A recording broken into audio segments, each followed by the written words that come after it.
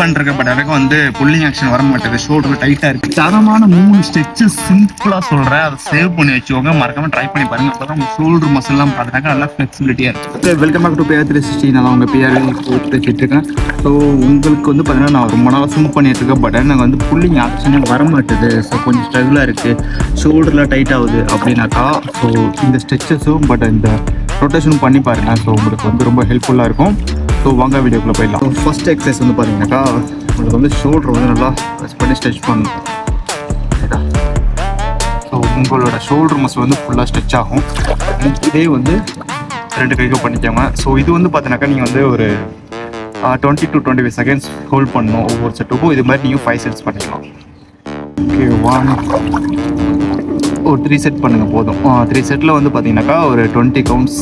1 2 3 4 5 6 7 8 9 10 11 12.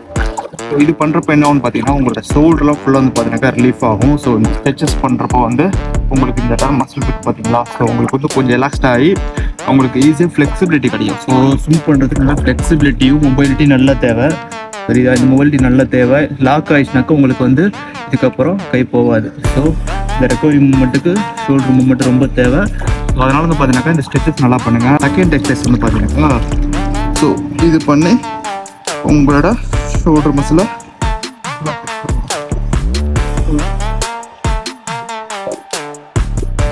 So இந்த stretch பண்ணி எவ்வளோ முடியுதோ அவ்வளோ ஹோல்ட் பண்ணணும். ஸோ எவ்வளோ ஸ்ட்ரெச் பண்ண முடியுதோ அவ்வளோ ஸ்ட்ரெச் ஹோல்ட் நல்லா பின்னி கையை பாருங்கள்.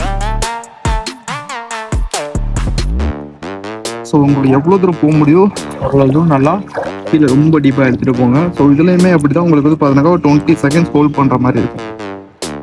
1 2 3 4 5 6 7 8 9 10 11 12 13 14 15 16 17 18 19. ஓகே, முடிச்சுட்டு அப்போ வந்து பார்த்தீங்கன்னா உங்களோட விஸ்ட் மசில் இருக்குது பார்த்தீங்களா. ஸோ இந்த விஸ்ட் மசில்ஸை வந்து பார்த்தீங்கன்னா ஃபுல்லாக ஸ்ட்ரெச் பண்ணணும். ஸோ இந்த 4 ஆர்ம்லேருந்து ஃபுல்லாக உங்களுக்கு ஸ்ட்ரெச் ஆகும். ஸோ உங்கள் பாம் இருக்குல்ல, உங்கள் பாம் ஸ்ட்ரெச்சாக நீட்டிட்டு ஸோ பெண்ட் பண்ணி ஸோ இந்த கையால் வந்து ஸ்ட்ரெச். ஸோ தெரியுதா உங்களுக்கு நம்ம 4 ஆர்ம் மசில் வந்து ஃபுல்லாக ஸ்ட்ரெச் ஆகும், தெரியுதா. ஸோ இது ஸ்ட்ரெச் பண்ணால் தான் உங்களுக்கு வந்து ஃப்ரீயாக உங்களோட புல்லிங் மூமெண்ட்டை கொடுக்க முடியும். ஸோ இதுலேயுமே அதே தான் சேம் 3 செட்ஸ் பார்த்தீங்கன்னா 20 செகண்ட்ஸ் ஒவ்வொரு செட்டுக்கும். ஸோ 1 2 3 4 5 6 7 8 9 10 11 12 13 14 15 16 17 18 20. ஸோ அதே மாதிரி ஈச் லெஃப்ட் ஹேண்டு. ஸோ 1 2 3 இது உங்களுக்கு ஸோ நல்லா ஃபார்மாக செட் பண்ணும்.